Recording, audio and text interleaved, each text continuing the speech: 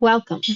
This training is focused on the Family Treatment Court Best Practice Standards published in 2019 by the Center for Children and Family Futures and the National Association of Drug Court Professionals, otherwise known as CFF and NADCP.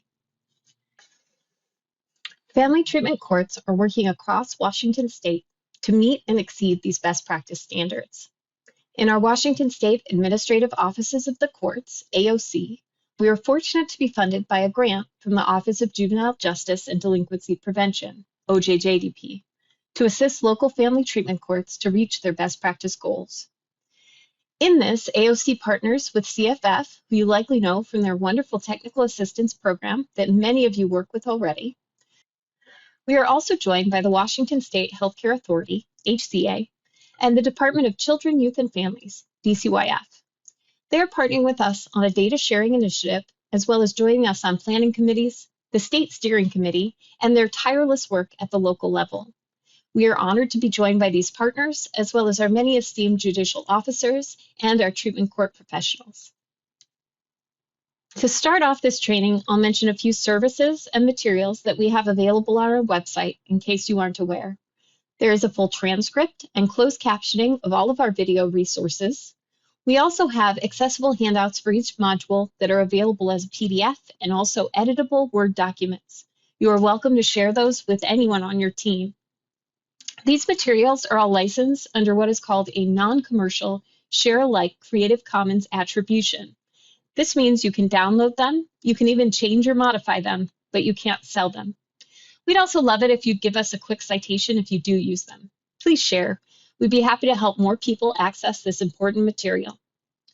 I bring up accessibility here for two reasons. One, because our team is dedicated to creating training materials that have an equitable access to information. And two, because it may give you some ideas for your own courts and how to make them more accessible. Please feel free to contact us to give us feedback if you see any ways that we can improve our accessibility, or if you want ideas for what you could do within your own court system. Next, I'd like to give a land acknowledgement as we begin. But first, I'd like to take a moment to discuss why I think a land acknowledgement is appropriate for this virtual space. In Washington State, there are 29 federally recognized tribes, and a further 12 that are not recognized or are located across state lines but have ancestral territories in what is now Washington State. At a conference I attended recently, the director of the National Native Children's Trauma Center, Dr. Megan Rides at the Door, made a comment that really struck me. She said that when we work with people who have experienced trauma, we need to start changing the question from what is wrong with you to what happened to you. And when we think of systemic traumatic experiences, like the historic and present-day trauma of colonization on the Native American and Alaska Native people, we need to do the same. The question isn't what's wrong with your community.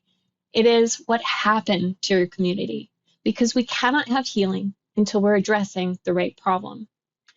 So if we could take a moment to learn from our Native American colleagues and friends, let's take some time to reflect on the history of the land that we currently stand on, geographically, ecologically, and from a human historical perspective.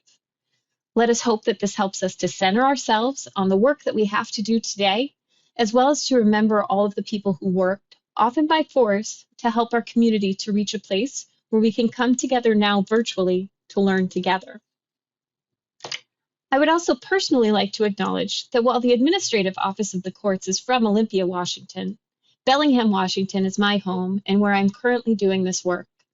The beautiful land pictured here is the Bellingham Bay and surrounding areas, and I'm truly fortunate to be surrounded by an amazing bounty of nature. All of the land pictured here was originally the ancestral home of the Lummi and Nooksack tribes. Those tribes were moved and their lives were changed greatly by the Treaty of Point Elliott in January of 1855. That treaty was never fully enforced, and now some small reservations are the only areas left in the control of the native people for which they were named. Prior to those colonial times, the Lummi moved throughout Bellingham Bay and the San Juan Islands. The Nooksack moved seasonally through the Upper Bay area all the way out to Mount Culshan, which you can see in the background of this photo. You can find out more information on the link that's shown here and on the slides available on our website.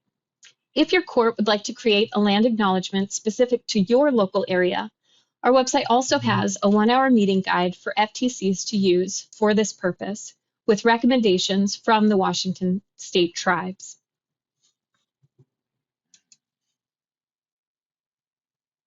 I'll finish off this introduction by introducing our learning goals for this training. The primary goal will be to understand the background and development of the best practice standards for family treatment courts. Most of you have heard that the standards are evidence-based, but that statement isn't always clear because it can have different meanings in different contexts. So we will discuss where you can find more information about the best practice standards, as well as how to implement them within your own court. We expect that you are all coming from a place of learning and that progress is made over time. In particular, virtual learning can make focus difficult, so make sure to set reasonable goals for yourselves as you're going through this training and make some time for reflection and conversation. Consider doing this training with a partner or with your whole team. Take notes, take breaks, and take care of yourselves. As one of our lovely FTC caseworkers, Gabby, once told me, sometimes you have to sit on an egg until it's ready to hatch. The same is true for online learning. Sometimes the best ideas come afterwards when you've let the new ideas stew for a while. We know that you're working hard every day to help families impacted by substance use disorders. We appreciate you taking the time to learn more and can't wait to continue working with you over the next few years.